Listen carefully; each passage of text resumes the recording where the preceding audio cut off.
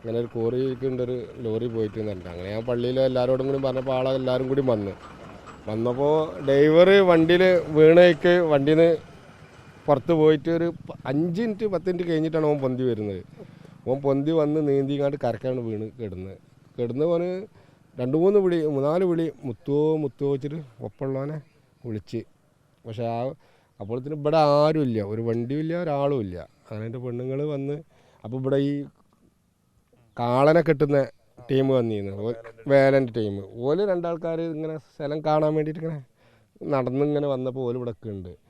ഓലോട് പറഞ്ഞപ്പോൾ ഓല് വണ്ടി പോയിട്ട് അപ്പം തന്നെ കമ്പക്കയറൊക്കെ ഓല വണ്ടിയിൽ കാളനെ വലിക്കണ കയറുകളൊക്കെ ഉണ്ടായിരുന്നു തോന്നുന്നു. ഓല് കയറ് കൊടുന്ന് ഇവിടെ കെട്ടി ഇറങ്ങാൻ നിൽക്കുമ്പോൾ എൻ്റെ ഭാര്യ പറഞ്ഞു ഇവിടെ ഇറങ്ങണ്ട, ഇതിക്ക് ശരിക്കും നടന്നു പോകാനുള്ള വഴി തന്നെ ഉണ്ടെന്ന് പറഞ്ഞിട്ട് ഓനെ നടന്നു പോയിങ്ങാണ്ട് ഓനെ എടുത്തുകൊണ്ട് ഓല് കൊടുത്തിട്ടാണ് ഓനെ ഹോസ്പിറ്റലിൽ കൊണ്ടുപോയിരിക്കുന്നത് ഡ്രൈവറെ. അപ്പോഴത്തേനും കൂടെ ആളായി, ഓലെല്ലാം കൊണ്ടുപോയത്. പക്ഷേ വേറെ ആൾക്കാർ അപ്പോഴത്തേനും വണ്ടി ആളൊക്കെ എത്തി ഓനെ കൊണ്ടുപോയത്. അങ്ങനെ ഓലെ കൊടുന്ന് ഇതാക്കിയതൊക്കെ അവരാണ്, കാളൻ്റെ ആൾക്കാർ തന്നെയാണ്.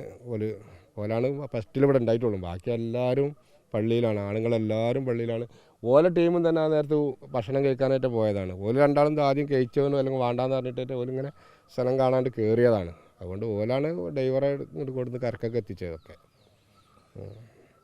ഇവിടെ ഒരു അപകട മേഖലയാണ് സത്യം പറയുകയാണെങ്കിൽ.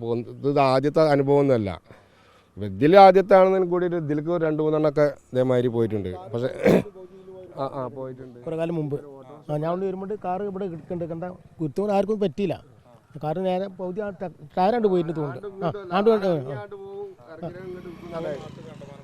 കോറയുണ്ട് ഇവിടെ. ഇപ്പോൾ നമ്മളെ അനുഭവത്തിൽ പഞ്ചായത്തിന്റെ ഭാഗത്തുനിന്ന് ഒരു സുരക്ഷിതമായ ഒരു ഭിത്തിയോ കാര്യമോ എല്ലാവരും കണ്ടറിയാം. ഒരു പഞ്ചായത്തിന്റെ ഭാഗത്തുനിന്നോ അല്ലെങ്കിൽ സർക്കാരിന്റെ ഭാഗത്തുനിന്നോ ഒരു സുരക്ഷിത ഒന്നുമില്ല. കൈവരിയോ അല്ലെങ്കിൽ ഒരു സിഗ്നലോ ഒന്നും ഒരു പഞ്ചായത്തിന്റെ ഭാഗത്തുനിന്നോ അല്ലെങ്കിൽ ഗവൺമെന്റ് ഭാഗത്തുനിന്നോ ഒരു അപകട മേഖല ഇതൊരു സ്ഥിരം പതിവാണ് ഇവിടെ. കാരണം ഇതിനു മുമ്പും ഇതുപോലെ അപകടം നടന്നിട്ടും പഞ്ചായത്തിന്റെ ഭാഗത്തുനിന്ന് ഒരു ഇതുണ്ടായിട്ടില്ല. ഇതിന് അപായ ബോർഡെങ്കിലും അപ്പോൾ കർശനമായിട്ട് സർക്കാരിന്റെ ഭാഗത്തുനിന്ന് ഇത് വേണമെന്നാണ് ഞങ്ങളുടെ നാട്ടുകാരുടെ അഭിപ്രായം. ഓട്ടോറിക്ഷ മറിഞ്ഞിട്ട് ഇത് ഇവിടെ വെച്ചിട്ട് ഇത് തന്നെ ഒരു കല്ലും വണ്ടി മറിഞ്ഞ് പിന്നെ ആൾക്ക് പറ്റുമ്പോൾ അങ്ങനെയൊക്കെ വണ്ടിക്കും ആൾക്ക് പറ്റിയിട്ടുള്ളൂ. പക്ഷെ മരണമൊന്നും ഉണ്ടായിട്ടില്ല. ഇവിടെ 3-4 കഴിഞ്ഞിരിക്കണ്, അതിക്ക് 2-3 കഴിഞ്ഞിരിക്കണ്. ഇതിലാദ്യമായിട്ടുമാണ്. പിന്നെ ഈ പറമ്പിൽ ഒരു കോറിയും കൂടി ഉണ്ട് ലാസ്റ്റ്. പിന്നെ അവിടെ ആ കാണുന്ന അവിടെ ഒരു കോറിയുണ്ട്. പിന്നെ ആ പറമ്പിൽ തന്നെ വേറെ ഇവിടെ 5-8 കോറിയുണ്ട് മൊത്തത്തിൽ. അത് പഴയ കാലത്തുണ്ടായതാണ്, 10-40 കൊല്ലം മുന്നേ. അന്നൊന്നും നിയമങ്ങൾ കർശനമില്ല. കർശന നിയമമില്ലല്ലോ അന്നൊന്നും. കരിങ്കല്ല് പൊട്ടിക്കണതിന് പ്രശ്നമില്ലല്ലോ.